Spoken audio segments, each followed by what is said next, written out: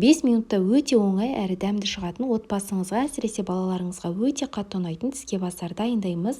Оңай жасалуын видеоны соңына дейін көріп, ұнаса лүпіл басып, парақшама тіркеліп қоюды ұмытпаңыздар.